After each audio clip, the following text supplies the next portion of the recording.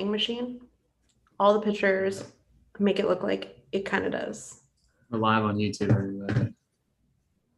Does it let you know that we're live on YouTube? Yes. Yes. It did? Okay, because I wasn't sure. I know it lets you know that we're like live. We go like start recording, but I never know if it lets you know if we're live on YouTube. Wait, Kenzie, you don't want to go sit at the morning show? I want to pretend that show never fucking happened.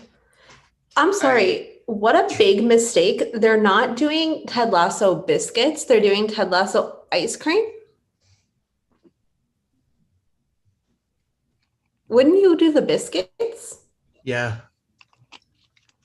The biscuits are really good too. The after party one looks interesting.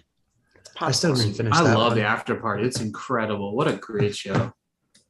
I only watched episode 1 because it was for free.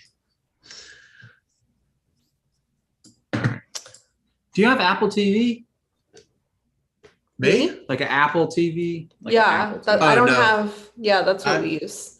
I have a Fire TV. My TV is a smart TV, but like we just use the Apple TV for everything because like we all have iPhones and MacBooks, so it's like.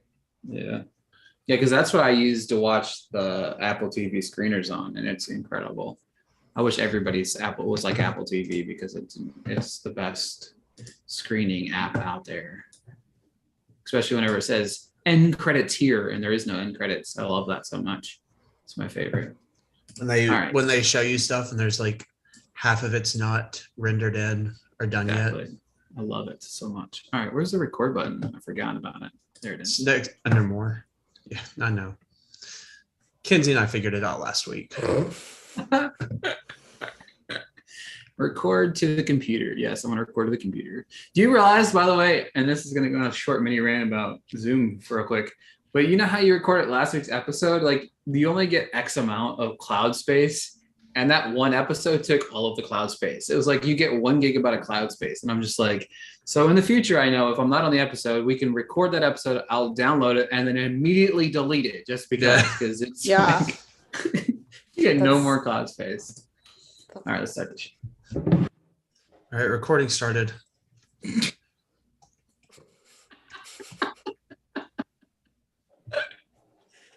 Oh man, welcome to another episode of the Oscar Central podcast. I am your host Ricky Valero. On today's episode, we're going to continue our Missed Oscartunities. We're also going to cover a lot of the things that have happened this week, some big news when it comes to trailers, some announcements, and of course we got the Oscar dates, which I think we'll have a little bit to say about that. As always, I'm joined by Kenzie. How are you? I'm good. I am ready for summer blockbuster season. Like we have Men this week, less than a month from Crimes of the Future. Like 2 weeks from Lady Gaga's Top Gun 2. Like, I mean, it's just never ending. Like the big blockbusters, like Alex Garland and David Cronenberg. Like, what? Insane. Also, of course, joining us, I found this interesting tidbit about this guy this week. The man who swears if he saw Leonardo Dicaprio walking down the street, he wouldn't recognize him. Hi, Jacob. How are you? That is me. I don't feel like I think I want to defend him a little bit. It's not that he's unrecognizable, like whoever tweeted that. It's that he tends to fluctuate a lot, and he sometimes looks really puffy and sometimes he doesn't, like his face. Mm-hmm. And I just think like I agree that like if you showed me a picture of him and you're like, what year is this from? I would get it wrong. Yeah. Oh, absolutely, like 100%. I think about the clip where he saw Jonah Hill and he like runs up at him, and I'm like, if I saw that person walking down the street, I wouldn't be like, oh my god, that's Oscar winner Leonardo DiCaprio. I'd be like, who the fuck is that? Like I only would because of the hat and the sunglasses. Yeah. Like he thinks that's helping, and I'm like, you're the only person that does that, so it doesn't help. I just couldn't resist. When I read that text message, I was thoroughly confused. You're lucky that was the second time I read it. Like he said it to someone else with me, and then he said it again, and I was like, but I understand what he's saying. Like if you pulled up a picture of him right now and asked everyone like, what year is this from? I'm pretty sure we'd all get it wrong. Oh, absolutely, 100%. There's very few people I think that you could just like quick glance and just recognize them. I could see Dakota Johnson. I could tell you. I could tell you what day it is. I could tell you like anything. It was like whenever I ran into Bong Joon-ho when I was in LA for AFI, and all I saw of him was here above his hair and like his eyes, and I was like, that's Bong Joon-ho. Like that was like easy to see, and then anybody else though, it's just like it is what it is. I'll just run right into him. But returning to the show this week, Matthew St. Clair, how are you, bud? I'm good. Glad to be back. Thank you for joining us. We appreciate you coming back on, and excited to see. Hopefully nobody steals my supporting actress picks. I have quite a few listed. Yeah, I was trying to find my list. Let's talk about how 5 minutes ago I completely forgot what we were doing. And so now I'm just now putting my list together. I would say that surprises me, but I think that's like happens every week. Like and every week you are like Google amazing searching. picks. Yeah. I feel like some of them he knows like before we even say we're doing the episode. Like he probably has his best picture picks done already, like in his head. He just doesn't write them down. Well, I think it's supporting actress, so it's like Adam Driver. He just hates women, right? You know what I mean? Like it's just. Oh. I was so kidding. I saw that tweet this week and I almost lost it. I was like, "Oh, that's a good one." Adam Driver. Yeah, because he doesn't work with women. That was the thing going around. Jacob goes, "That's a good one." I was like, "Oh no!" Like, no, well played. That's a good point. Interesting. That was an interesting segue there, though. It was quite the. I was like, don't think he's a supporting actress.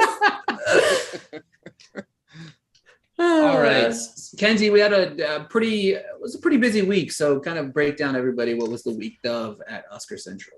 So I guess first things first, there were a lot of trailers over the last like week, 2 weeks. And personally, I was really excited for the Crimes of the Future, like the full trailer, just because the teaser didn't really give us anything plot-wise, which is fine with movies. I don't really want to know the plot, but at the same time, it's David Cronenberg. So I'm like, just give me more. So we got that trailer. Jacob was over the moon because we got the Cha Cha Real Smooth trailer. Can I say something about the Crimes of the Future trailer real quick? So this kid that I work with, he came up to me and he asked me, and he was like, "Hey, when does Crimes of the Future come out?" And he's like, very sheltered, doesn't like, very naive kid. I just said no. I said no. I'm not telling you. And then I made him, and then he like insisted, so I made him watch the Crash trailer, and he was like, maybe this isn't my thing. Or like a couple weeks ago, like a clip of Crash went viral again, and I was like, anyone who's like asking me about Crimes of the Future because of the cast, I'm like, just watch this clip of this one movie. Just watch. Your favorite Office characters in it. Literally. What was his name? Robert California? Yep. Yeah, it was. And then I think like the biggest trailer was obviously Avatar, because if you're like me and you didn't see, I don't know the name. I'm sorry. I don't know. You guys abbreviate it MOM. I don't know what it means. Benedict Cumberbatch is in it. Is it Doctor Strange? Like, is it titled Doctor Strange? Okay. Doctor Strange, Multiverse of Madness, .com/Marvel/ No Way Home. It's just, it's too long. It's too long. But if you were like me, you didn't get to see the trailer in theaters. So seeing it online was cool, I guess. The whole debate started again. CGI, cinematography. Immediately logged off. Don't want to see it. Not my thing. Never been my thing. But Jacob, how did you feel? Cha Cha Real Smooth trailer. Nicole's here. Hi, I made it. Sorry, guys. Oh, hey. She's alive. That's a hell of a. Like, I specifically texted Kenzie because I knew that she would share. I literally texted the group chat. I would not have said a word, so that was very smart. Yeah, that's why I didn't text you. Like, where is she? I love the Cha Cha Real Smooth trailer. I thought it did a lot of not giving away the story, but kind of showing the vibes of it. And I've watched it plenty of times. I just can't wait for it. I thought as trailers go, a lot of them do a bad thing of giving away too much. And I thought it was kind of the perfect amount of like, let's show the vibes and then have the movie come out in a month. I still haven't watched the trailer. Like, I've seen the movie, so I was like, I don't need to watch the trailer, but like, I should watch the trailer. I just like kind of was like, oh, cool, that's out. I kind of felt like if I watched the trailer, it was just going to make me mad that I couldn't watch the movie again yet. So I was like, I'll just not. See, like, okay, so on the opposite side, the On the Count of Three trailer works so much better having seen the movie before because it gives away like a lot of stuff when you watch it. Yeah. And so this one, like, it doesn't give away anything. It just kind of like shows you, it's like, this is the movie. Like, this is how you'll feel. Yeah, pretty much. Wait, the fact that, so like when I saw, what did I see? Oh, when I saw The Northman, they played the On the Count of Three trailer and it was before it was online. And I texted Jacob and Ricky because I knew they really liked this movie. So I was like, oh, like they played the trailer.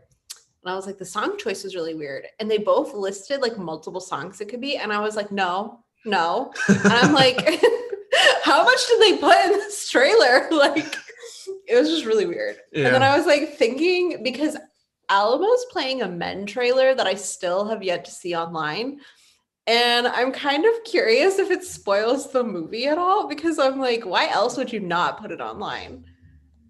Yeah. And every time they tweet, I'm like, oh, it's probably that trailer. And I actually watch it just because I'm so confused as to why I've never seen it online. And it's never that trailer. I don't understand. Yeah. They also announced a Simple Favor sequel, which I'm very excited about. I don't know how many people here or listening are aware of all the rumors of the feud between Anna Kendrick and Blake Lively. And it's very detailed. It is like, there is so much evidence that goes into it. And it's one of those internet rumors like Leah Michelle can't read, that at first you're like, that's dumb. But then the more you look into it, you're like, there's no way this is not true. Much like Leah Michelle can't read. The more you look into it, the more you're like, gotta be true. Like, of course it's true. So I'm really curious about the sequel. Like, I know people wanted it right when it came out, but like, it just seems like a weird time to announce it. I feel like I'm wondering if they didn't do it sooner because, like, I know Blake Lively has 3 kids. I don't know if she was, like, pregnant or something. Maybe she was pregnant. And then COVID. Yeah, and then maybe she was pregnant and then COVID delayed it. I don't know. It's just like when I read it, I thought it was like a fake film updates tweet. I was like, what? Like, it is very fitting though that is news for this specific podcast because Blake Lively, Best Supporting Actress, A Simple Favor. That's exactly what Dan, who is not here because you guys are not a package deal. Just saying. Like, honestly, contrary to popular belief, you do not have to have each other. Separately. Yeah. But he wanted us to shout it out, so he is my emotional support Dan, though. So he gets a little like vest. Be hilarious. And then we ended the week kind of. I mean, I don't want to say it's gonna like kill everyone that covers the Oscars, but like it quite possibly could, these Oscar 2023 dates, because who put nominations during Sundance and then put the show during South by Southwest? Look, there are people who cover the Oscars that like college basketball as well, and that is the busiest day of the year. It's not gonna. So that'll be Selection Sunday. Yeah, no, there's championship games all day. The SEC championship is that Sunday, and so like the Selection Sunday will happen probably around 6 p.m. Central Time. The Oscars will happen at 7, and there will be like coverage happening from 6 to 7, and then the women's selection show is probably just going to get thrown under the rug because that's usually at 8. Women's sports getting thrown under the rug. Yep. What? Because that's going to be at 8 p.m. And so, yeah, not only South by, but basketball, like all that kind of stuff. I think it was a very poor choice of dates. Also, like, I don't know if everyone else feels about this, but like the nominations are announced on the 24th of January, and then the Oscars are March 12th. Don't even get me started. If I was the people who run South by Southwest, I would be livid, honestly. Mhm. Yeah. Because like that whole night of their programming is basically going to get thrown away by a lot of people. It's crazy. They're gonna I wonder if they'll change the Oscars because there's no reason for it to be that late. No, Not really. not at all. It should be in February, like end of Feb. Especially since like the Oscars got out before everything. So it's not like they're fitting in after like SAG and after BAFTA and after all that kind of stuff. Like all those things can get in ahead of it because they got out so early. And now it's like you're only going to move it up to like, I don't want to inch up week by week every year just to get to where we should be, which is like the second or third week of February. It should be the week after the Super Bowl every year. You say that like I know when the Super Bowl is. It's the first weekend of February. No, the Super Bowl is the second week of February, so it'll be like the third week of February. Well, the Super Bowl is usually like this. Like Hear me February out. 2nd, Hear me out as someone who is. doesn't care about sports, but I dream about the Oscars going first, like ahead of all the other precursors. Like I don't, because then the other precursors wouldn't be so busy trying to predict the Oscars and they would just award people for being good. Like I know if that happened, SAG would turn into just let's reward whoever we feel was snubbed at the Oscars. Yeah. And I kind of would be here for it. Like, I just feel like you'd get cooler winners like at other shows. It wouldn't be like repetitive. I feel like speeches would be more interesting because they wouldn't be like using their speech to campaign for their Oscar speech. And like, I don't know if you guys feel like this, but so SAG speeches tend to be my favorite speeches because they're like thanking their peers. And I'm sure it's really emotional, like looking out at a crowd of who you consider your peers. And some of them are people that got you interested in this industry. And I don't know, I feel like all speeches could end up being like that because it would be more meaningful that they weren't just like, ah, shit, this is going to win the Oscar. I'm just going to check. And although I don't know. I do wonder if that happened, if there would be like some people who just would not attend some of those events because they weren't Oscar campaigning. Joaquin Phoenix would never show up to anything other than the Oscars ever again. And Frances McDormand definitely wouldn't show up. Oh my God. She would literally like, you'd only see her at the Oscars. Like that's it. Or like last time. Just at the end. Like just at the end. Like she'd only walk in to accept and then peace out. Like, or if her husband was nominated, I feel like she'd go for any categories he was there for. But like, I just like, at first I only saw the Oscar date and I was like, March again. And then when I saw the nomination date, that's when I got mad because I was like, you're gonna like, it's just as bad as the Oscars being at the end of March because we're just gonna go in circles about conversations and the discourse is gonna be, I personally think, worse. Like, I really hope they spread out all the precursors to where they're not like back to back to back. Like, if Critics' Choice and BAFTA happen at the same time again, jail. They're all going to jail. Like, I don't know what the charge is, but like, do not collect $200. You're going directly straight to jail. Like, I just like, you need to space everything out. Free cards. Yeah, we cannot do like if their nominations are so ahead of like the actual ceremony. We've got to like put everything really spaced out and give us like something to discuss, not just like, here's how the thing that has one nomination outside of Best Picture is going to win. Like, not doing everything. Not doing it. If I hear one more thing, like, here's how Carey Mulligan still wins. Also, the Oscars aren't going to extend their eligibility period. That's my thing. Is if the eligibility period is normal, then why are the dates so late?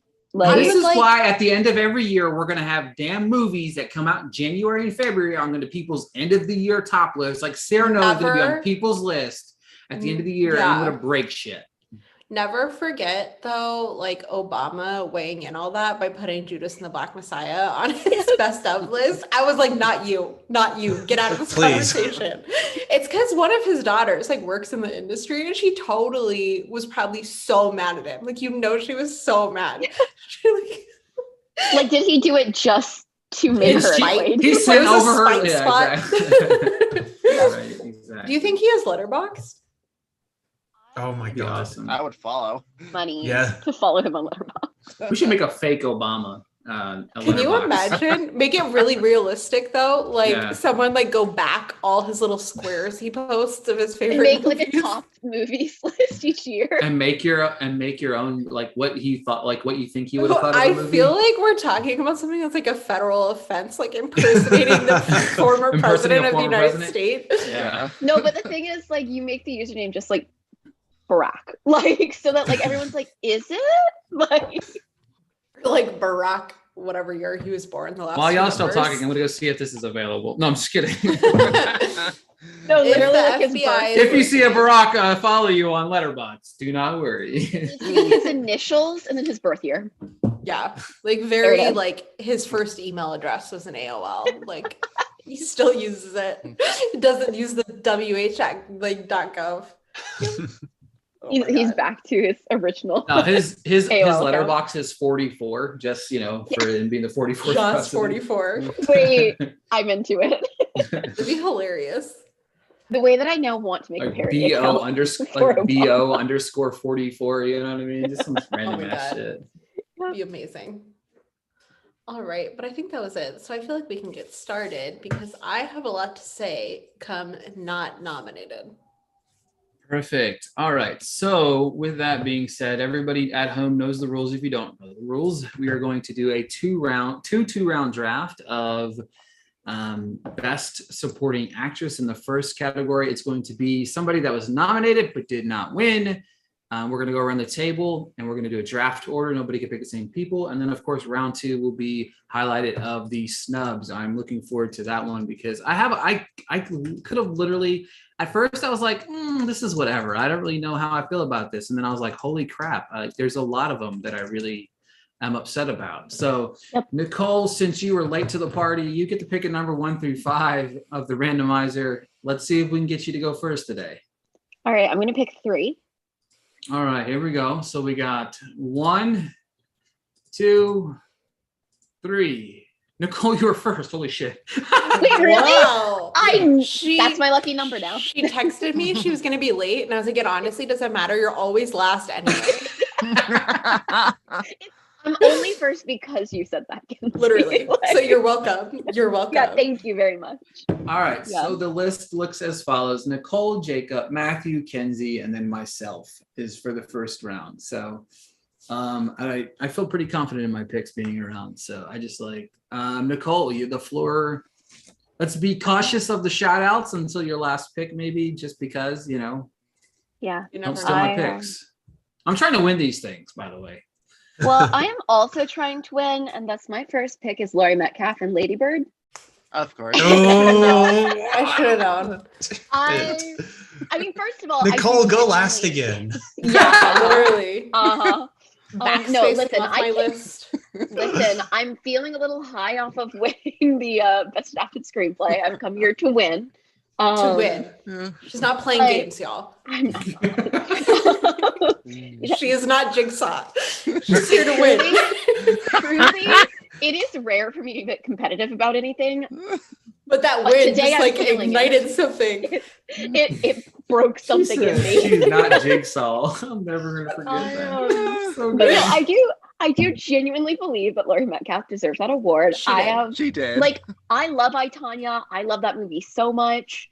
That is not the performance in it that should have been winning awards at all. As a matter of fact, like, that's the one performance in it that I wouldn't give an award. I would award everybody else involved, probably. Really? Sebastian Stan was wrong. Me sitting here like, Definitely. I would give Sebastian Stan an award for I, Tonya. But hear me out. He could have been like, if someone else was in it, it would have gone south for me. I think like part of the reason he works is because you like Sebastian Stan. So you're like, I'll hear this guy out. Like and also like you understand why Tanya Harding married him with Sebastian Stan playing it. Like otherwise she looks dumb. Like yeah. In any case, Laurie Metcalf is fantastic. Obviously, I think Greta Gerwig directs fantastic performances. And I also feel like that is one of the big ones that people talk about where like the wrong person won. For sure.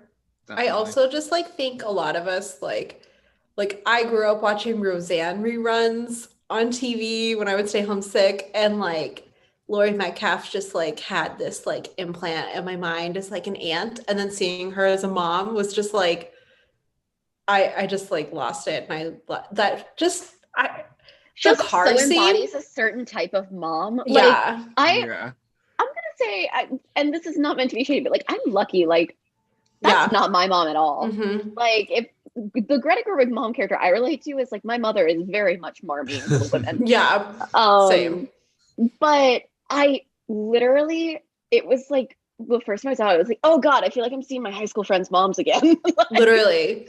Yep. Like I would be like there in the back seat for the awkward car conversation, like pretending I don't exist. Like the whole like her realizing she says wrong side of the tracks and she's getting mad in front of you and you're like, oh my God.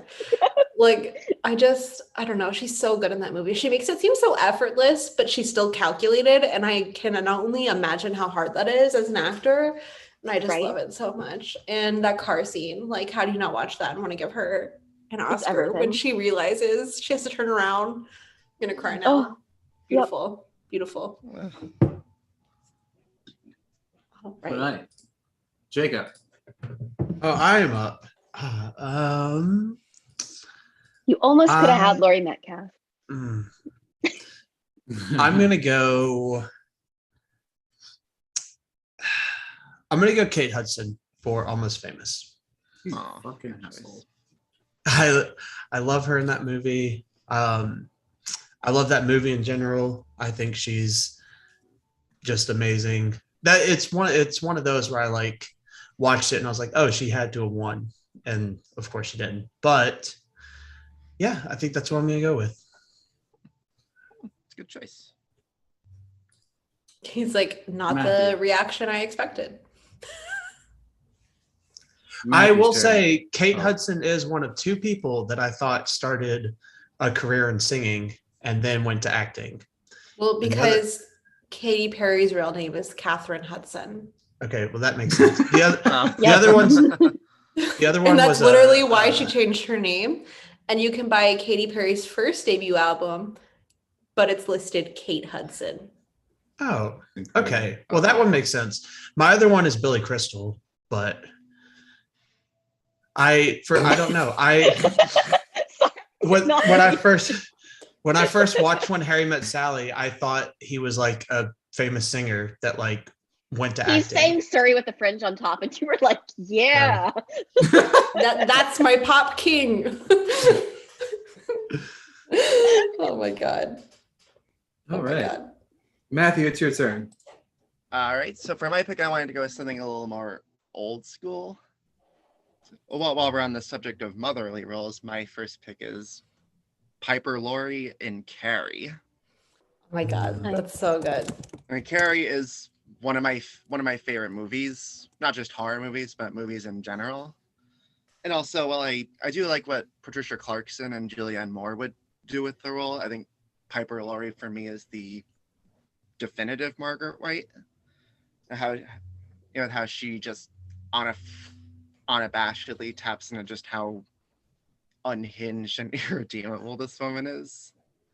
So even like during the climactic scene where she's all confessional, talking about her Carrie's father leaving her, she was like, I mean, it's clear before and after that scene, but when you're watching that scene where she's bearing out, you're like, there is no hope for her. And I know we always talk about how, I know that there's plenty to say about the Academy and their bias towards comedy, but I think there's also that because horror movie performances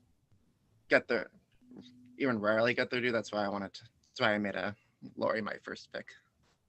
Yeah. I love that. I like every time they've remade Carrie, I've been like, everyone's so concerned about Carrie, and I'm like, I'm so concerned about the mother because her character is like you were saying, like she like kind of like brings your attention to like the hopelessness of the situation. Like it's never gonna get better for her. Like it's worse than Laurie Metcalf because Laurie Metcalf at least cares about her daughter. Like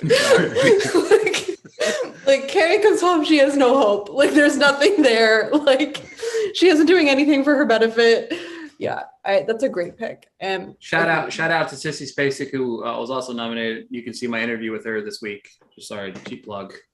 That was such a good plug right there. That was a good Really plug. was. That was a great plug. It's my turn, right? It is your turn. Okay, I also went horror because Matthew's saying, the bias against horror movies is unbelievable, and that even when they do get nominated, they never win. So I'm going with exactly what Jacob probably thinks I'm going with. Linda Blair in The Exorcist. I could save it. It's not wrong.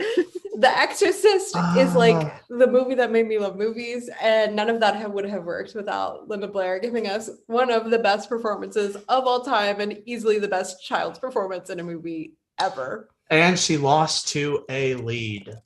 Yes, that's the other thing. How are you going to start a movie from Tatum O'Neal's perspective, go throughout the entire movie from her perspective, in the movie from her perspective, and be like, wow, supporting? God, great pick. Great pick. Yeah, I like the fact that like Linda Blair like actively lost work because people were so scared of her from this movie. Like, what else do you need to say about her performance? Like, insane. Oh my gosh. And so much, it's especially like in a time that was like way before CGI and all that kind of stuff, and having to do like all that physical like movement and wearing like, oh my God. And the fact that you see clips of her and like it's the same thing as we were talking about Jacob Tremblay and Dr. Sleep. Like they would cut and she'd just be like eating her snacks and like just chilling. I'm like, what is wrong with you? Like, how are you that? I don't know. It's so crazy. Just insane performance. We'll never. How old was she? I think she was 12. Was she younger than 12? Was she 12 when it came out? I don't know how old she was, but like. God, just oh my God, such a good one.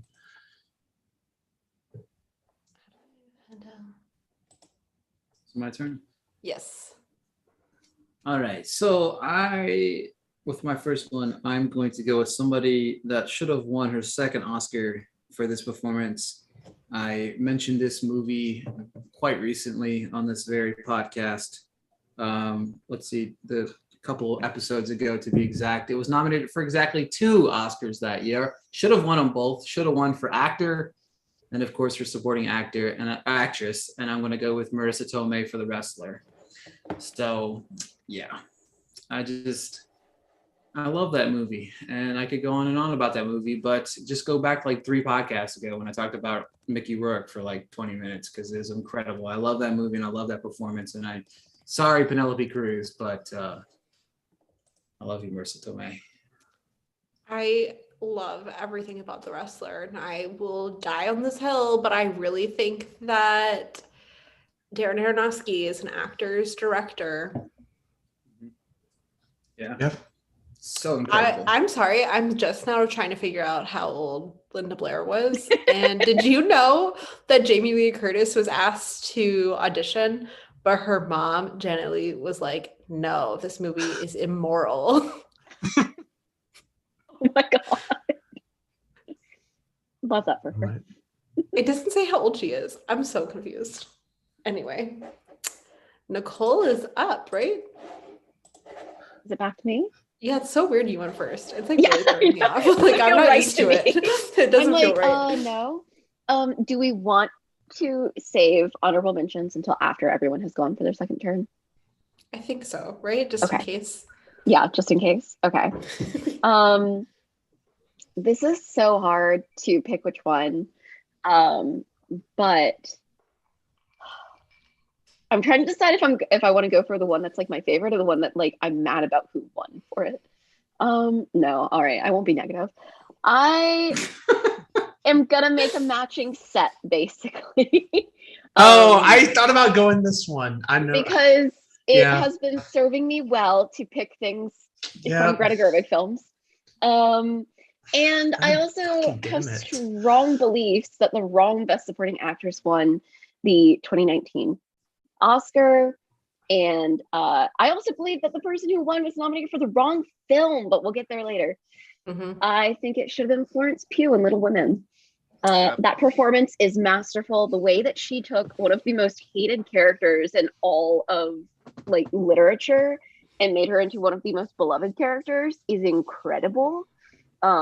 Honestly, as someone who had read the book like 12 times, Florence Pugh saw things in the character of Amy that I never had. It's a masterful performance. I think the fact that she also, I would say, convincingly plays that age gap. You're like the aging up in a way that I've never seen anyone done through like her mannerisms changing is incredible. And I also quote things that she says and like the way that she says them from that film all the time. I just think it's such an incredible performance, and the fact that she was able to make, I don't want to call Amy a throwaway character. I don't need any like Amy girls on me for that, but a character who never was sort of the focal point of the story and make her perfectly Saoirse Ronan's Jo's foil, I think is really incredible. So there's my matching Greta Gerwig pair. And the only supporting actress performance that played a 12-year-old. I mean, she, like, her in those younger scenes, I honestly, like, I buy it. Like, she seems like a baby. Like, I have the image of her going like this. Yeah. If you're listening, I mean, like, she's touching her nose with both fingers. I use it all the time. And I'm like, she really looks young. Like, I know, like, some people are like, there's no way she's 12. I'm like, okay, but, like, she embodies, like, acting like her a juvenile. body language is so a 12. Like, the whole part where she's just kind of, like, flouncing around and being like, and I have fairy wings. And it's really like, it's not just her voice. It's like you're saying, it's her whole body. And it's like, I don't know how hard that was. I mean, maybe it was easy. I don't know. I'm assuming it's very difficult to go on and on like that. I mean, I had to pick it. Like, that Florence Pugh frown comes out and I'm like, oh, good acting is about to happen. literally. And she got me. Like, I've also read the book so many times. And like, she's obviously not like a villain, but she's just like someone you absolutely despise. I hate Amy so much. Yeah, like I actively remember being like reading and being like, she married who? Like I like she gets rewarded for that behavior. Like I was just like, what? Like what? I don't know. But she made her like likable, and that's just, as someone who's been reading that book since they were a child, and like I have a kid's book version of it for Daisy. It's like pictures and whatever. Oh my God.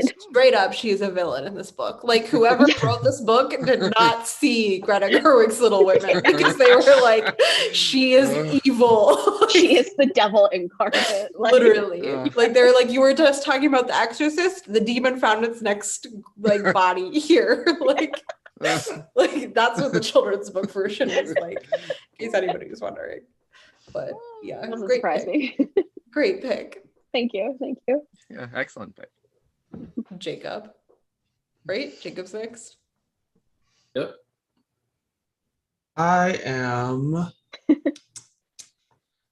so I have a couple, but I wouldn't take them away from the person who won. So I'm just going to go with my second Kate and go Kate Winslet for Steve Jobs. God damn it. Oh. Yeah, that's right, Kenzie. It sucks, doesn't it? Wow, I already wrote it down for me. I was just nice. I had another Kate Winslet on my list, so I'm glad I didn't do it now. Nice. I'll say it later. Don't worry. I love her in Steve Jobs. She's absolutely love her in Steve Jobs. She's so good. Such a great performance. Such a great movie. It's a perfect movie. but whatevs to the Academy. That's a great pick. It's my turn? Matthews. Oh, no, sorry. Okay, so after mentioning speaking of comedy bias, my second pick is the kind of comedic performance I always hope that the Academy embrace that we get from the Academy each year. Joan Cusack in and out. She's just Joan Cusack. What a talent! What a talent! Just for that wet meltdown sequence of her in her wedding dress, like even as she's like being like hilariously angry, there's also a bit of a dramatic undercurrent. Even as she's like in the bar where she's like, "You men." Still, me every day. There's still a bit of, there's still a bit of sadness underneath, and she just she finds just the perfect balance between that physical and neurotic hilarity and drama. And I like Confidential. Kim Basinger did nothing. I don't know what she did. I don't know how she won over Joan Cusack, or what Joan Cusack did. It's really crazy. I wonder, because we've obviously been looking into these Oscars this specific year, but I wonder, like, because from what I remember, not like I was too young to be aware of this going on, but like just looking up stuff, from what I remember, Kim Basinger didn't campaign. She gets really bad like stage fright and doesn't like being around people. So I wonder if it was more of a like, this movie isn't going to win anything else. Yeah, kind of I mean, thing. it did win screenplay. Yeah. But I mean, like when people were like voting, if they like didn't go, I mean, I guess that doesn't make sense, but like, I don't know. I mean, if they wanted to nominate any of the actors, why not Guy Pearce or Russell Crowe or James Cromwell? James Cromwell. Except like halfway through that movie, my husband's like, he's Scottish? And I'm like, I think that Joan Cusack and John Cusack are a really underrated sibling pair. They really are. We never talk about them being siblings, like ever. Right? Like ever. Good. I think they did a really good job. I'm not sure of like when they were like at the height of their popularity in the 90s because I was too young, but I feel like they do a good job of being like independently famous, whereas like a lot of other siblings that are both famous kind of like are always together, or neither like, one of them ever got called like the the other John sibling. Cusack's sister. Like yeah. And like, I feel like she did such a great job at being reintroduced to a younger audience with like School of Rock that it's like weird she doesn't like have like this like surge of like supporting roles and like. I'm not gonna lie, like every time I see her, like, and I hear her voice, I hear Jessie in Toy Story 2, like, literally, which instantly endears me to her. I'm like, yes, girl. Like, yes, exactly. I'm always on your side. I'm always on your side. I was just gonna say she plays a villain, and I'm like, no, she's right though. She's right. Hear me out. That's a really good one. What a weird Oscar year. Weird Oscar year. Okay, I don't know who to pick because I literally already wrote down Kate Winslet and Steve Jobs. I'm so sorry. Like, fuck.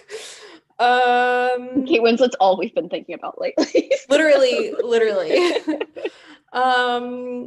Okay, I will go with.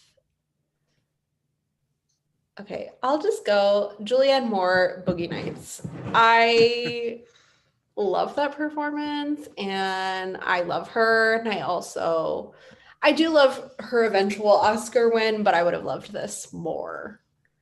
And I just feel like this is great acting that isn't overacting, and I feel like a lot of other actors could have gone too big and too capital A acting with this performance. So she's who I will pick, even though my first love was Kate Winslet and Steve Jobs. Such a great movie. Yeah.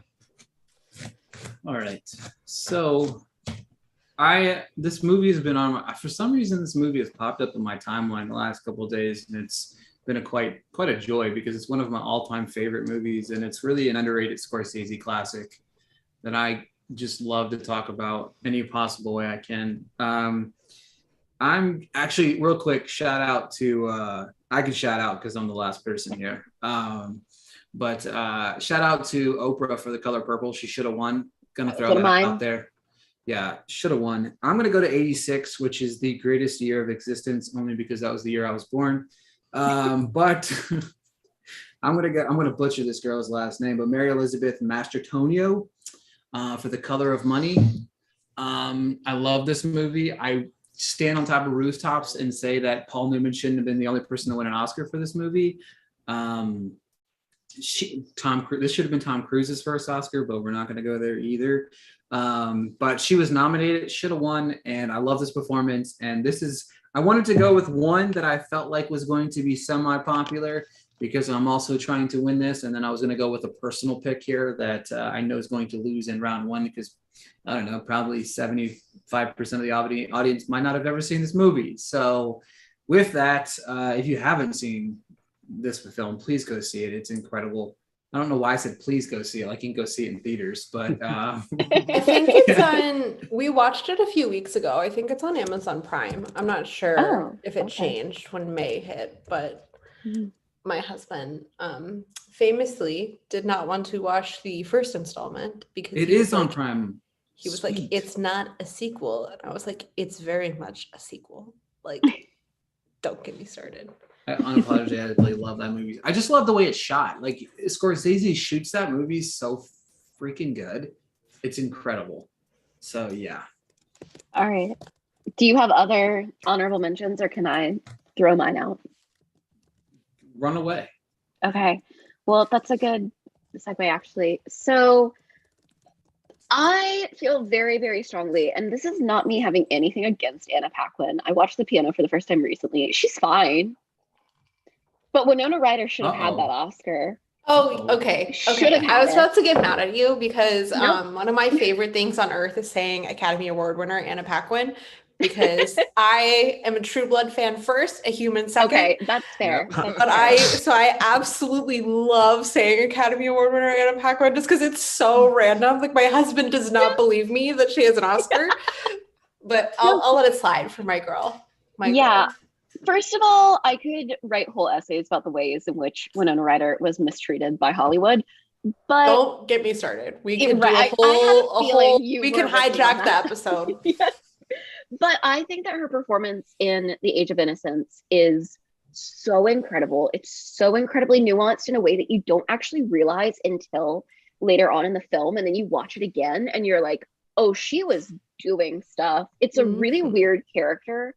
And like having read the book and then seen it, her performance made me understand the character in a way that I hadn't in the original text. I think she's fantastic in it. And I also think The Age of Innocence is honestly like a really underrated movie these days. It's one of my favorite Scorsese movies. It is my favorite Scorsese movie. I will die on that hill that it's top 5. Like it's so good. Some of his best work. And I also think just it's some of his best work because it so proves that he I think like he really could make any genre of film that he wanted to. Literally. Like where's the Scorsese, I don't know. Marvel movie. No, give me the Scorsese rom-com. Give it to me. Wait, like reunite Rob De Niro and Anne Hathaway in another like sequel and it's directed by Martin Scorsese. I would watch the hell out of The Intern 2. Oh my God. My others that I wanted to shout out real quickly were Judith Anderson for the 1940 Rebecca. That performance. Yes. Insane. Like, I find it genuinely frightening. Jean Hagen for Singing in the Rain, which I've been thinking a lot about Lena Lamont because there is a plot line in the new Downton Abbey that sort of plays off of that same idea of silent film actresses who then whenever things moved to the talkies, like didn't know what to do with their voices. That is such a fun performance. I also, honestly, Jane Fonda on Golden Pond. This is partially just the fact that I would like to give Jane Fonda every award that can be given to a person. Literally. I'm literally obsessed with her. I also, during like the height of quarantine, was doing a project for my work on Ted Turner for a year. So I know so much about Jane Fonda now that I would like to give her everything in this life. And then the last one that I want to shout out was another Kate Winslet performance, which is Kate Winslet in Sense and Sensibility in 1995. She was so young in that film. She's so good. The fact that she was able to hold her own at that age against like, you know, Emma Thompson and Alan Rickman and Hugh Grant, like it's just incredible. And she is so nuanced in that performance, and she makes Marianne such a fascinating character. And I think it could have easily come off, and I think in other adaptations she sometimes comes off as very sort of insipid and one note, and the things that she does with it and her chemistry with Emma Thompson is just incredible. So yeah, I always wonder what would have happened if that came out after Titanic, like if they held it. I think about that often because like the timing is just like what. I also have Winona Ryder on my list, so I'm happy you said her. I obviously am obsessed and will never get over her losing for this, but Natalie Portman in Closer, just top notch. Just the whole movie, all four of them deserve equal praise, but I just love her performance in that movie. Holly Hunter in 13 changed the trajectory of my life. That movie just severely fucked me up at way too young of an age, and I rewatched it recently, and she is so good in that movie, and it's just an incredible film with amazing performances. And then Amy Adams in The Master should have been her Oscar. We'll never get over it. I don't think she'll ever be better personally. I think that movie, just every performance again is just, even what's his name, Rami Malek, sure, I'll say you're good in this movie, like barely in it. I'll finally admit you're good. And then my last one, she is not supporting in this movie to me, but Emma Stone in The Favorite, I think it's her best work. I agree. And it's a lead performance, but she is so good in it. So. Like, if she hadn't won for La La Land, like we would have seen that happen for this. So give Natalie Portman back her Oscar, and we'll give you another one. No, it's fine. No, it's fine. No, I retweet. No. No. Speaking of that, of leads, Haley Steinfeld for True Grit. I have. I knew you were going to say that. I was surprised you didn't. Is that my brand? Well, I didn't want to like pick like objectively leads winning. That's for like fair. Supporting. I think the 2010s were a year that had a lot of good winners and a lot of good runner-ups as well. I'm gonna go down. Emma Stone for Birdman. Was really good. Look at your wall and be like, "Damn, that's a pick I forgot," and it's just like, "Nah, I want to write it down." Sorry. I saw a poster on my wall and was like, "Holy shit, let me write down." My walls are blank. My walls are blank. No. So I would only think of Rami Malek, and he doesn't have a supporting actress. That was good. Listen, I will defend Rami Malek to the death in his Night in the Museum role, and that's it. Is he King Tut? Is that right? The only good performance he's ever given. No, what are you talking about? He is so good in Breaking Dawn Part 2. He is so good. What I'm saying is keep Rami Malek in like franchise films. Literally, that's the only Don't option. let him near a real movie. Except for don't say that. He wasn't very good in that. They're gonna make. But that was the That was the finale, so he had no opportunity to continue. Oh, that's also very true. I guess that's the same thing about Breaking Dawn Part 2. But there were rumors they were gonna do it from Edward's perspective and start over. Oh God, no, but Ricky, I literally have the same thing happen in that like I have my book cover like tie-in editions for movies sitting on the shelf here, and sometimes I'll look up and be like, oh shit, that one. Exactly. That's what it just literally just happened. It's gonna be my first pick in the next round. So ooh. Maybe not. Just kidding. All right. Sorry, Jacob, you can continue and then we can move to the next round. Sorry about that. I was just gonna say my last one was gonna be Michelle Williams for Manchester by the Sea. I need to rewatch that movie because like I remember watching it and being bored to death. So I love it so much. I love that movie. Maybe I need to rewatch it. So the ice scene, we'll talk about that next week probably. All right. Oh, yeah. Speaking. Next week is supporting actor. That should be fun. Oh my! Look, I'm calling dibs on picking first, because Can you do that? I don't care. Kenzie won't be here, so yes. Okay, can I say my Oh, yeah. Sorry, Matt. Yeah, pick your whatever. Yeah, sorry. Yes, some names I love to mention. Or I want to shout out to our Eileen Heckert for The Bad Seed. Yes. I mean, Dorothy Malone, her win is an all-timer, so I definitely don't begrudge that win. But Eileen Heckert, it's only 2 scenes, and she pretty much walks away with the entire movie. Naomi Harris for Moonlight. It's a marvel that she filmed that. She showed like 3 different facets of her drug addicted mother character in just 3 days. Wow. And Jackie Weaver, Animal Kingdom. Love that. And also the scene stealing goat, Thelma Ritter for Pickup on South Street. Even if it's a supporting role, it's a rare instance of her making the movie into a showcase for herself. Basically. I love when supporting performances pull that off, when they like make their own, not like their own storyline essentially, but like you're like, wow, they're so good in this movie, and then people see it and they're like, they're only in it for like 15 minutes. I'm like, that's not the point. They do the most with their 15 minutes. Like, yeah. And speaking of women in Scorsese films, I have to shout out Lorraine Bracco in Goodfellas. Obsessed with her in that, and then watching The Sopranos, and you're like, wow, just wow. And I hope Jacob knows what I'm talking about. I'm getting there.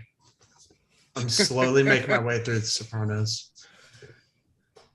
The way I rewatched it in like 3 weeks, I was like fucking obsessed again. I tried starting it right when Barry was going on, so Barry is 27 minutes. You have no excuse.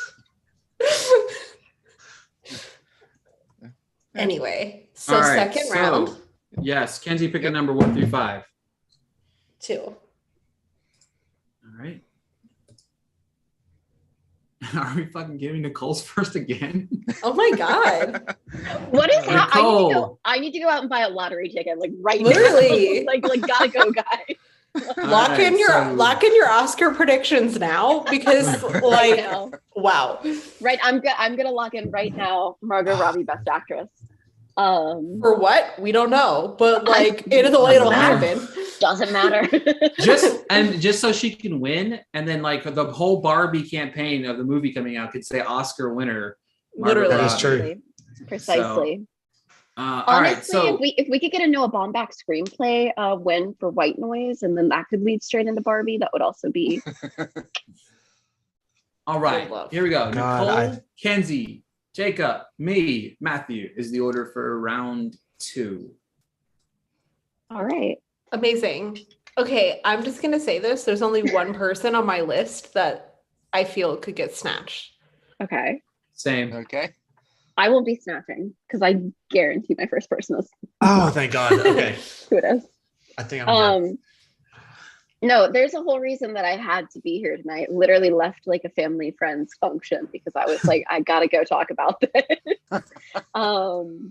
And Good thing you're going first. Yeah. Funny enough, it's Margot Robbie. Oh my god. It's Margot Robbie from Mary Queen of Scots. Margot Robbie's performance in Mary Queen of Scots is in my top 5 performances of all time.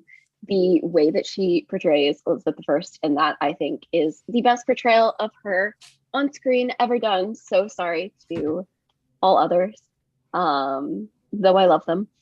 I think about that performance so often. I've seen that movie so many times, and it just gets more and more layered. But I think that she taps into a really fascinating sort of fact, which is true about from all my research about Elizabeth I, which is that she has like this incredible superiority complex, but at the same time is incredibly insecure.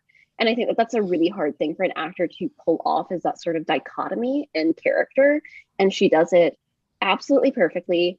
And also that last scene between like her and Saoirse Ronan is what dreams are made of, as far as like two actresses really getting to play off of against each other goes. So that's, I had to come here. For people who haven't seen the movie, I highly recommend it just to see Margot Robbie in it, but like the whole cast is really fun. And I also am just fascinated with like the physical transformation that she goes through over the course of the film. I love that final scene so much. It makes like the whole movie, like whether you like it or not, like totally worth it. Like, yep. I love that final scene. I saw it in theaters and people were like so into it. It was so funny. And she's so great in that. She's so great in it. In New York City, in Raleigh, and in London. That's amazing. All of those times, my crowd was super like lit over it. I also, though, do feel like anytime I talk about Mary Queen of Scots, I do have to put a disclaimer on it because at the time that it was being made, I was working for the director at the theater that she was the artistic director of. So I did get to see like an early screening and everything. So I do feel like I have to admit that I'm very biased. But also, as someone who specializes in Tudor history, I think it's an incredible film. So that's my spiel. Margot Robbie should have multiple Oscars by now.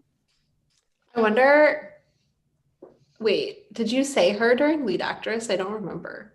I don't remember. I know if I didn't pick her as one of my picks, I at least picked her as one of my honorable mentions, but I cannot remember right now if I picked her or not. I can't wait for y'all to campaign for her for Barbie. I'm not ready. We are literally starting now. Literally. Listen to the Barbie podcast. Listen to the Barbie breakdown. Okay. I am next, right? Mm-hmm. Okay. So I have like a pick that's very personal to me, but no one's going to pick her. So I'm going to do her second. I'm going to pick, and that one's really like not going to win me anything. So I'm going to pick one now that'll get me to win. Sorry, Nicole. I'm competitive now. Okay. Picking, and then, okay. So I'm going to go J-Lo and Hustlers. Nice. That's fucking cheap. How dare you pick her? When people say, when people say she wasn't snubbed, it's not even about the performance per se. It's like she was nominated absolutely everywhere, and then to not get nominated is just insane. And I don't know, like, I already assume they're not ever going to nominate Ben Affleck for acting again, because they could have twice since they started dating again, and they haven't nominated him. And I'm like, what is going on? They just clearly have something against J-Lo. Like, I don't know what it is. I guess I know what it is, but I love this performance so much. I think it's really like more than people act like it is. That final scene of her at the Old Navy with the picture, it's really emotional. And like, I don't know. I never expected that performance. And especially when like I read the actual article the movie's based on, and like we've gotten so many movies that are about articles that like frame it more about the journalist versus the actual story. And I thought the way the film told the story is really interesting and unique, and like it kept you on your toes as to whose perspective you were really going to get and like what was going on, even though it's from Constant Wu's perspective. But I love J-Lo in that movie. I don't think she would have won had she been nominated, but I would have loved for her to be nominated. And I don't know. I love that movie so much. I'm gonna listen to the soundtrack later. Great soundtrack. I was just telling Nicole maybe this past week that Lorraine Scafaria should be making more movies. I don't understand. Like, why is the last thing she did a Succession episode? Yeah. Like, yes, I love that she did a Succession episode, but like Hustlers has such a voice, and the way when it was first announced and they didn't say it was going to be a female director, I was very uncomfortable with that thought of a man directing this movie. Yeah. And not only did all of the actors, including like Lizzo and Cardi B, compliment on how fun but how safe they all felt shooting this, and the way that she still shot it like you would imagine a strip club, but also made it very like comfortable, and accessible and like you really did just feel like you were hanging out with your friends is such a theater experience like I'll really never forget. And that's all credit to her as a director. So please let her make something of a bigger budget and soon. Like we're waiting. I don't understand.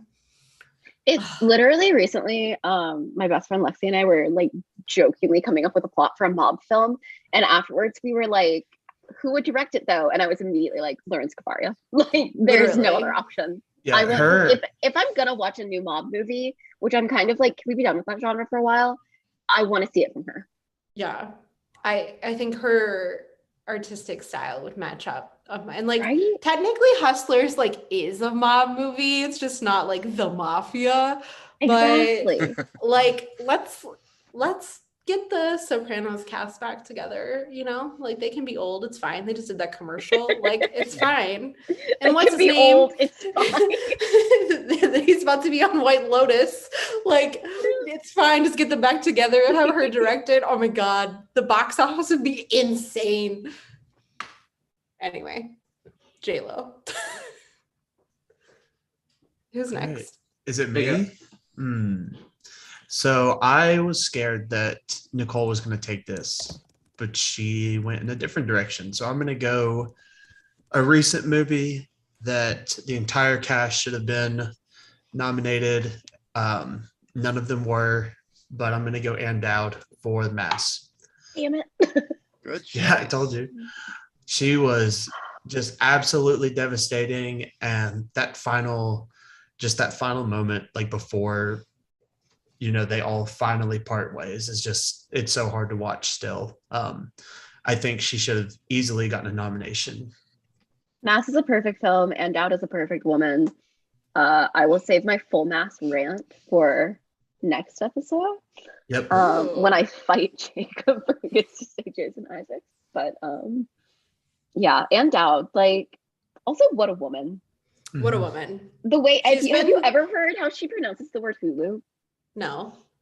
She Wait, I think I have because of her Emmy speech. Yep, in her Emmy speech. And Ryan McQuaid, and I think it's the funniest thing on earth. She's like, I just love her. She's been terrorizing me for so long between The Leftovers and The Handmaid's Tale, like literally terrorizing me internally. It's so funny that like all you ever hear about her is that she's the friendliest, kindest person. I'm like, I mean, other than Mask, you'd never be able to tell. Like, yeah. But I mean, what an actress! What an actress! Like you're saying, that last scene is just like haunting, and oh my God, so good. Who's next? It is my turn. Obviously, I was gonna go for the cheap victory and try to get J-Lo, but I'm picking too far down the pecking order. I like that he called me cheap, but he was gonna do it. That's why I said it, of course. Are you making a statement about J-Lo? Excuse me. Yeah. What are you calling J-Lo there? God. I'm not trying to get Ricky canceled. I'm so sorry. Oh, man. Or am I? I don't know. It helps me win. Whatever. I don't know why I came today and Kenzie like, purposely puts Nicole and I the first round, and Nicole retweets, Ricky is a sexist. I shall win. Like, what? I shall win. Oh man. All right. So speaking of, I don't even know. I looked over. No, I'm gonna save that one, I think I'm gonna save that one. Am I gonna save that one? Should I save that one? Am I going to go recent or should I go back a little bit further? I'm going to go back a little bit further. I think I am going to go with, I'm trying to find the year here. I'm going to go back to 94. And I'm going to go with Kirsten Dunst for Interview with the Vampire. Nice. Yes. Yeah. Great pick. Great year. Love to hear it. So, yes. That is just You know what's crazy? I was looking through just looking through all the nominations, and it kind of was like, holy shit, she wasn't nominated. It just kind of blew me away. Obviously not surprised because the type of film it is. This is, I mean, it's just an incredible Well, movie. and it has like two things against it. One, it's Kirsten Dunst. The Academy's like, fuck her. Two, they're like vampires. Fires, exactly. I love her in the movie so much. So much. It's Like, I keep saying I don't like child actors, and I'm like Linda Blair, Kirsten Dunst. Like, Yeah, It's crazy to me, Anna like how much they just completely Anna Paquin. ignore like child performances. It's crazy. They continue to do it. So yeah, I love Justice Kirsten for Dunst in this Woody. movie. The Justice for Woody. like the kid in the, no offense, Nicole, the kid in the black and white movie that just got paid dust was Woody. No, Woody. that's like, I love Jude Hill. I think he did great, but like that's nothing compared to Woody Norman. Like, What Woody did against Joaquin's best performance in the last 10 years Yep. is yep. out of this world. And the second he Yep. started talking in real life and I realized he was British, I was like, what? It's like Tom Holland Yeah. did What? The Impossible all over Literally again. the same Like, thing, the exact same thing. That's the best Yep. comparison. But hey, we're getting that Woody Norman, Jacob Tremblay movie, so Yes. that's what matters. Literally. Just keep that kid booked and busy if he wants to be. If he If wants, he wants to be, to be. let's do it. Yeah, He could be our new Kirsten Dunst. he could be our male version of McKenna Grace. Literally. Just everywhere. Like You need a boy? I You literally got one. thought that she was in Firestarter, and then I realized it wasn't her, and I was like, shit. You're like, there are other young girl actresses. Like, I'm so confused. She dodged that bullet though. She Come dodged on. a bullet. Yeah. She really did. Look, Gonna McKenna check out Grace the is greatest an review of icon. that movie ever. Go to my letterbox. Check out McKenna Grace's song on Spotify. She's a singer. Yeah, Multi-talented she has queen. the song at the end of Ghostbusters. Multi-talented queen. Like, what Ghostbusters? You have to The newest one.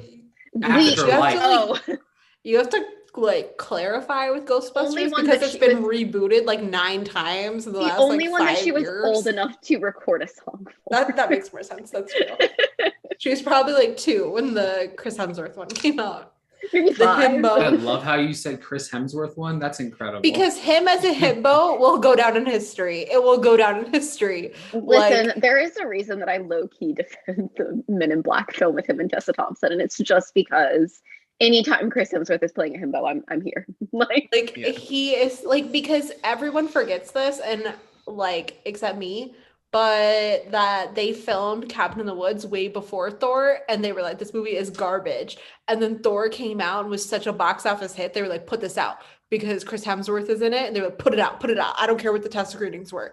And then everybody saw it because Chris Hemsworth is in my it. It's favorite is actually a like great movie. news clippings from when Thor was first like announced, and it's like unknown newcomers, Chris Hemsworth and Tom Hiddleston. Like, well done, Kenneth Branagh. You took a swing and you hit it out of the park. Love that. All right, Matthew, your last pick. All right. Last pick. Yeah, my last pick, I am gonna go with Michelle Pfeiffer in White Oleander. One of my favorite performances of all time. Whenever we talk about an actress giving a vanity-free performance, it's typically, you know, an actress taking her makeup, deglamming, or wearing regular people clothes or whatever. Like, I feel like when it comes to vanity-free performances from actresses, Michelle Pfeiffer's are the kind we should be talking about because of how she just how she just isn't afraid to tap into how her character is such a terrible Monster. person. Yeah. I mean, someone who's capable of being a loving mother, but also a conniving, terrible person. Yeah, and despite how terrible she may be, even willingly manipulating those around her, she's still Michelle Pfeiffer is still makes her so magnetic to watch. And it's just a reminder of why I love her as an actress so much.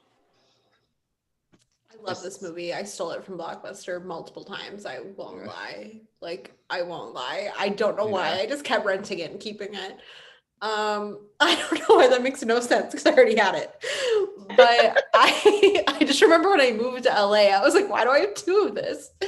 But I love that performance so much. It's like you're saying, like, she's this horrible human being, but Michelle Pfeiffer, like, you just are like actively watching every single thing she does. And I also agree so much with what you're saying about like female performances that are like this are typically they're not wearing makeup or they just look haggard, and I'm like, they can still look like them. They're still movie stars. Like they still have this incredible skincare none of us will ever have.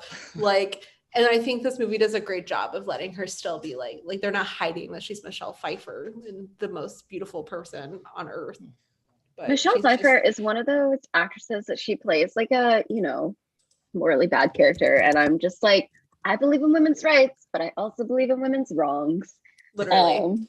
Literally. Yeah. I'm like, no, she's right. She's right. Here in this essay, I shall. Yeah. Literally. That's so good. That's like such a good pick. I love that. All right, Nicole's up. All right, am I up? So weird, you're first twice in a row. It doesn't make sense to me. It makes no sense. All of my karma came through today. For every good thing I've ever done. But I have several people that I want to mention in my honorable mentions once we get to that afterwards. Obviously, I was going to say Anne Dowd, but I'm actually going to say another person from this past year that I was shocked not to hear on nomination morning, because she got the precursors that made me think that it would happen, and she very much deserved it. And I also think she is one of our most talented actresses, perhaps. She's also getting, even though the production that she's in on Broadway right now has gotten terrible reviews, everyone singles her out and says that she is innocent. And of course, I'm talking about Ruth Nega for Passing. That is such an astounding performance. Again, like I had read the book going into it, and the way that she brought that character to life is incredible. It has this almost Daisy Buchanan, Great Gatsby air to it, in terms of like, she's so clearly like annoying and manipulative and all these things, and yet you can't take your eyes off her, and like you don't know if you want to be her or just like have her attention always. But I think she's so fantastic in that, and I'm still mad at the Academy that they didn't nominate her, because they absolutely should have. Yeah. That was one of like the worst like snubs like ever. Right. And it's a snub in a sense that it's the performance that's just insanely amazing, but also that she got every single precursor and was the one who missed everything. Yep. You couldn't give Passing one thing. Literally. Like it should have gotten into adapted screenplay as well, but yes. I'm genuinely shocked, because she had everything that made us think that she was going to get it, and it's so bad. Yeah, the exact opposite of her first nomination. Literally. Yep. Love that. All right, it's my turn. I already wrote it down. I didn't think anyone would take it. I'm going with. It's such a good performance that she gives us 3 performances. Tilda Swinton in Suspiria, the 2018 version. I just love her so much as Madame Blanc, but she is 2 other characters in the movie, and it is absolutely insane makeup work, but she also carries herself so differently for each role that she plays in this movie, and she did a great job at being a witch and part of like this evil coven, and I really felt that she didn't want to be doing evil things, and that is clearly Tilda Swinton doing that. Wait, is Suspiria about witches? Have you not seen either version? Let's just move on to this. I'm like, is this another one of those like, what is a key lime moments? I thought it was just dancing. What? Yeah, I thought they were in like dance groups. What? It's a ballet studio run by witches. Okay. That's good to know. A spoiler alert. I'm done. I'm leaving. Wait, I'm not even going to ask. I'm not. What? No. What are you going to ask? I was going to say, is Black Swan similar to Suspiria? I've never seen Black Swan either. You've never seen What? I actually have also never seen Black Swan, but that's because I'm personally afraid of it. because I just I know that danced there's ballet that for part 15 where like years. her wings No, come out. Ricky, I danced ballet for 15 years. I'm afraid of what it could trigger in me. I'll I give just- Nicole a pass. Yeah, But Jacob, I'm never forgiving. I'm gonna watch it eventually. I just need a buddy to watch it with me because I don't. Okay, trust I'll my watch it with reaction. you. Okay. There we Thank you. go. The only thing you have to worry about is the fingernail thing. That's the only. I really Only. also, it's shocking that I haven't seen Black Swan because you know who is in it in a tiny role? Mila Kunis. Sebastian Stan. Sebastian Stan. Yeah. Do you know how he was cast? No. Wait. Gossip Girl. Yes, I did know that.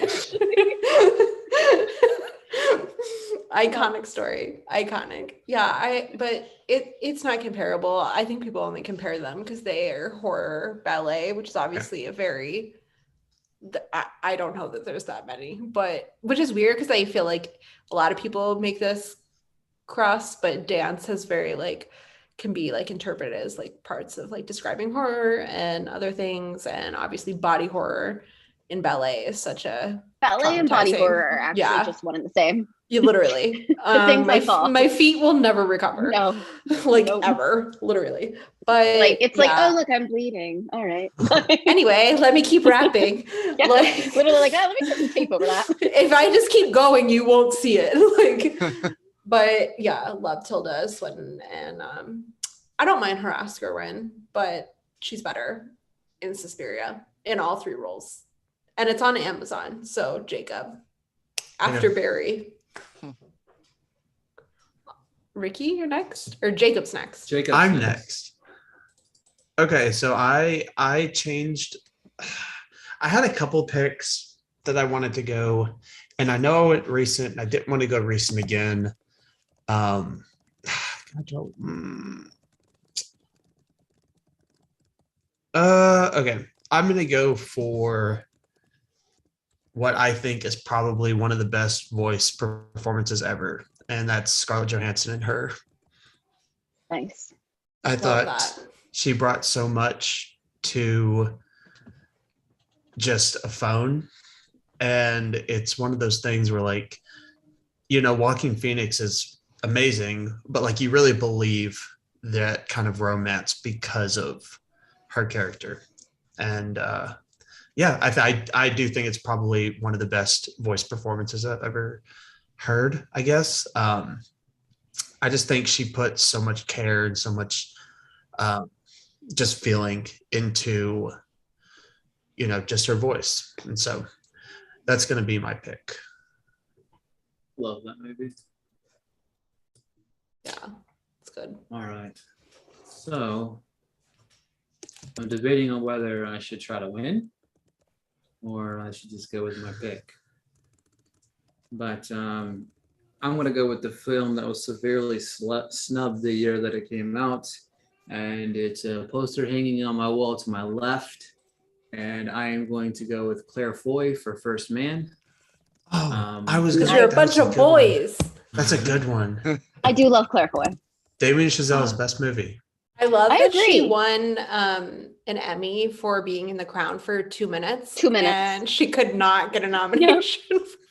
Well, that movie was just all around. The just Oscars screwed, were like, but the Emmys have called dibs on her. We can't do that. Yeah, they were like, sorry. No, I It love blows- First Man. It's an his best incredible movie. film. Mhm. I think it's his best made movie for sure. It's just the entire movie's brilliant. Like it blows my mind that Gravity has got so much love, and then this was just. I mean Yeah. this in the nicest way possible, but I feel like Gravity is kind of, I say this without having seen Avatar, but that like Avatar is like a technical achievement and people just like check it as like that because they're like, wow, it's just so like, how did you do that? Just gonna do it. And I feel like Gravity was kind of one and the same. Like I did like Gravity when I saw it, but I also like went out of my way to see it in IMAX. Like I just think that First Man, I wish I did see an IMAX and Christopher Nolan was at my screening, but Yeah, he like took pictures with everyone. And I remember because I got scolded, like, you can't bring wine into the IMAX theater. And I was like, sorry. And Christopher Nolan like looked at me and I was like, shit. Bad first impression. Oh, great first impression. What are you talking But he had the biggest Coke I've ever seen. I don't know if it was Coke, but he had like a giant drink, like giant. Like it was insane. But First Man, you didn't have to see it in IMAX because it was only that moon sequence that was shot in IMAX. Like the rest of it was on film. That almost made me. There's. It's just yeah. But I just mean that I feel like First Man is a technical achievement, but it's also very much this small story of his like, and that makes a better movie to me. And I do know that Gravity does have a story or whatever. I'm not saying that. I just feel like Gravity is like this. It's this big movie, whereas First Man is a big movie with a small story and like heart in it more so. And that's why if we're just picking a space movie, that's the one I would pick. But what else? Also, it's incredible. Christopher Nolan was sniffling. I'm just gonna say. Neil Armstrong's probably one of the most boring people who's ever lived. I think people don't realize that. Like they're always like, you only talk about Buzz Aldrin because he's like exciting. I'm like, because you don't understand how boring he was. Like, yeah. And then making that movie around like the father-daughter relationship is perfect. Yeah, it's the best movie ever made that claims to be a biopic because they landed on the moon. But I'm getting out of here. How do I leave this? Sorry, what? What? Excuse me? Anyway, landed on the moon. Anyway, I don't want to be here anymore. Anyway. No, it's just Matthew's picking. Jacob gets so mad when I bring that up. Okay, so my final pick is for a more recent one, Park So-dam in Parasite. I love that. I mean, that's literally was my other pick. So thank you for taking that. It's so I mean, granted, you can make a case for any of the actors or actresses in Parasite, but for me, at least out of all the actresses, like Park So-dam is the highlight because for one, she has the famous Jessica scene, the most iconic scene in the entire movie, and also reveal, even though her brother is the one who concocts the whole scheme, Park So-dam's character proves herself to be the most skilled manipulator. Like, I always still think of the scene between her and Cho Yao-jung, where as she's negotiating a higher fee and being all, does your son have problems? Even as Cho is just like, oh my god, how are you? Park So-dam is just like just pondering over her next sentence, and even like turns on a dime within the same scene, going from her character to the kindly Jessica role, and in a way, even if she's the most skilled manipulator of the group, in a way is also the heart of the group once she because once she reveals it, feels like the entire family is in over their head when they almost get caught. Just